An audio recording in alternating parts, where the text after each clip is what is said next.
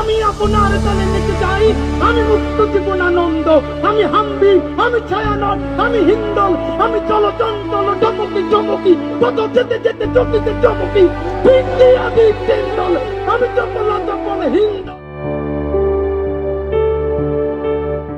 শরীফ ওসমান হাদী, একটি নাম, একটি লড়াই, অসমাপ্ত কত শত প্রতিশ্রুতি, অবিনাশী সাহস আর অপরাজেয় প্রতিবাদ, একটি কণ্ঠ যা অনুগত নয়, প্রতিবাদের প্রতীক।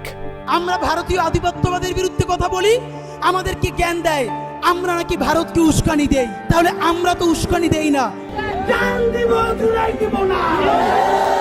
কথা রেখেছেন তিনি, জীবন দিয়েছেন কিন্তু আপোষ করেননি। মৃত্যুর আগ পর্যন্ত বজ্র কণ্ঠে প্রতিবাদ জানিয়েছেন ভারতের আধিপত্যবাদ, অন্যায় আর অবিচারের বিরুদ্ধে। আমি আমার মাকে বলেছি যে দেখো, মানে আমরা যে লড়াই নেমেছি, আমার একটা মনে হয় কি কোনো রাজনীতিবিদের না বাসায় মৃত্যুটা হইতে পারে না, এটা কোনো ভালো মৃত্যু না। যিনি রাজনীতি করেন, যিনি লড়াই করেন, যিনি বিপ্লবী, যিনি সংগ্রামী, তার মৃত্যুটা হবে একটা সংগ্রামের মধ্যে দিয়ে, একটা রাজপথে, একটা গ্লোরির মৃত্যু। আমি তো ভীষণভাবে প্রত্যাশা করি, আমি ছোটবেলা থেকে এই স্বপ্নটা দেখি, অনেক জায়গায় বলেছি যে একটা তুমুল মিছিল হচ্ছে অন্যায়ের বিরুদ্ধে, সেই মিছিলের সামনে আমি আছি, কোনো একটা বুলেট এসে আমার বুকটা হয়তো বিদ্ধ করে দিয়েছে, এবং সেই মিছিলে আমি হাসতে হাসতে আমি শহীদ হয়ে গেছি। তার স্বপ্নই যেন সত্যি হলো, রাজপথে বুলেটের আঘাতেই মৃত্যু হলো তার, যে মৃত্যু কাঁপিয়ে দিল গোটা দেশ। লাল সবুজের কফিনে বন্দী হয়ে ফিরলেন বাংলাদেশের সন্তান। আগামী 50 বছর বাঁচলাম, কোনো ইম্প্যাক্ট তৈরি হলো না আমার দিয়ে, দেশের জন্য, রাষ্ট্রের জন্য, উম্মার জন্য, জাতির জন্য। কিন্তু আমি ধরেন 5 বছর বাঁচলাম, সেটার মধ্য দিয়ে যদি আগামী 50 বছরের ইম্প্যাক্ট তৈরি হয়, তাহলে অনেকদিন বেঁচে থাকায় কি সাফল্যের বলেন?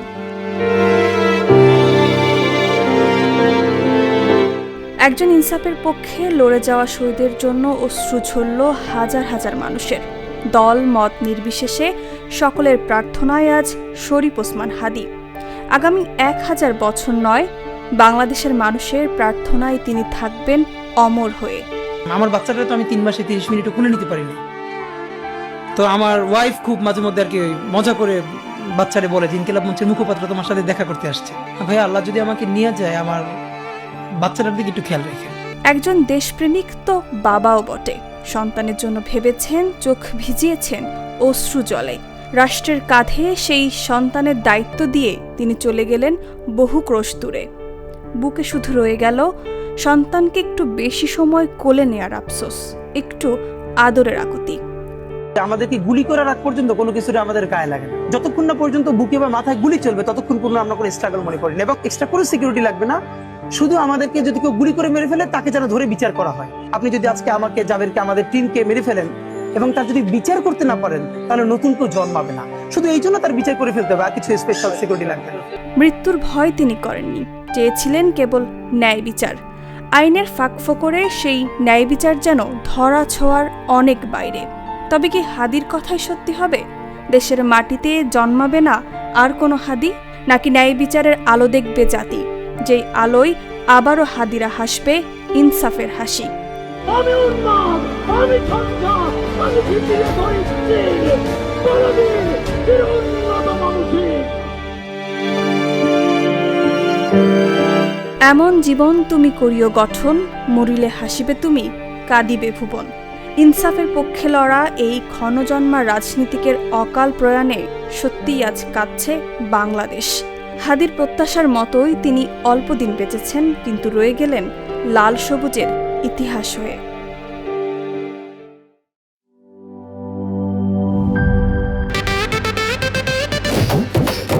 একটা ড্রিঙ্কও আমারে দিবা?